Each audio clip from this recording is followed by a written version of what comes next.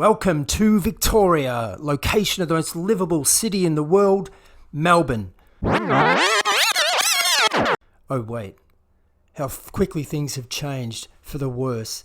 Now we are the undisputed hard lockdown capital of the world.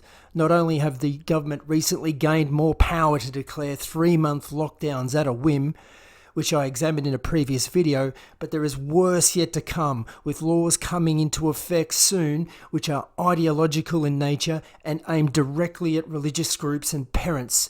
The most livable city is quickly becoming unlivable.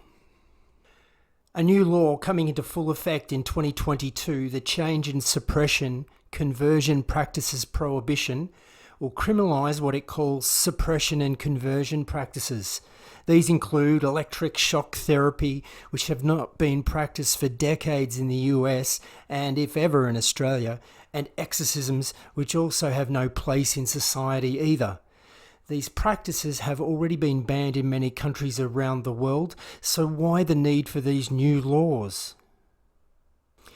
Well, this new Victorian legislation goes far beyond anything else in the world.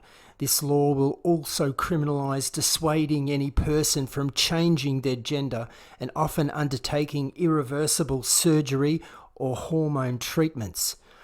One of the issues with this legislation is that it blurs the line between barbaric practices and more common practices of guidance, such as abstinence, prayer, or suggesting not acting upon impulses will now be outlawed.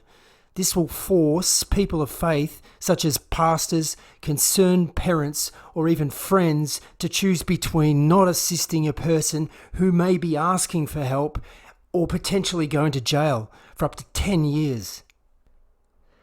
As I will demonstrate, these new laws are all based on horrendously researched, ideologically driven pseudo-science.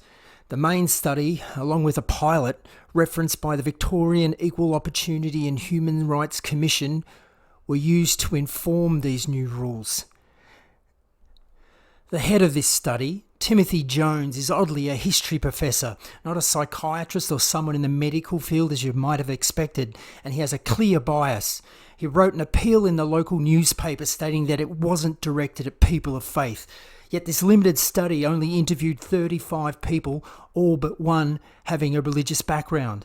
Worse, another of his papers talks of the cost of religious intolerance and that some people have yet to abandon these practices, or that some jurisdictions haven't gone far enough, which strongly suggests like their minds were already made up before they started the study.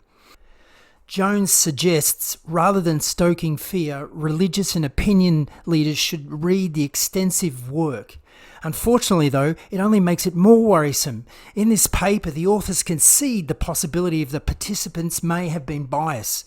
And just reading the study's limitations should have been warning enough to any politician that this is hardly a comprehensive study that they should be basing laws upon. Further, the authors are repeatedly referencing their own work. And even worse, some of the practitioners that they interviewed were unaware of the problem. They thought that it only happened in the movies or only in the United States. What were they telling these people? That shock therapy and exorcisms were commonplace in Australia too? Why else would 3 of the 10 practitioners that they interviewed mention that? The researchers shouldn't be telling people what to think. What's the point of interviewing them? This is hardly rigorous. But wait, it gets far worse. In these studies, they make a number of unsubstantiated claims, such as this affects up to 10% of LGBT people. They also claim that one cannot change their gender. They state it as a fact, which anchors their whole argument against suppression and conversion, and yet an unrelated study has found up to 80% of people revert back to their biological sex, with many regretting taking life-altering surgery or massive hormone drug programs. So maybe it isn't as cut and dry as they claim. Suicide is also only considered one-sidedly in the case of conversion practices. Disturbingly, there is no mention of the significant increased levels of suicide for people who seek transition or have gender dysphoria. This, therefore, is just legalised discrimination. These new laws are advocated by the Victorian Equal Opportunity and Human Rights Commission, who will have the power to re-educate people, if not throwing them in jail for up to 10 years for serious injury, regardless if there was a complaint or not. Rather than allowing the people the right to receive and impart information and ideas of all kind, the get-out clause is the word harm, which will conveniently exempt themselves of their own rules. It is sheer lunacy to be making laws based on ideologically driven and problematic research with highly questionable findings, and then having radical politicians make this legislation into law without seemingly ever questioning any of it, and overnight criminalising a large portion of the population. These new laws are only a weapon to be used against the perceived enemy of the LGBT community, religion and the family unit.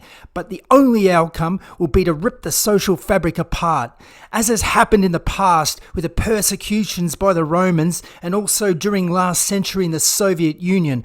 Why on earth would politicians today believe that there would be any different outcome? That's why history matters.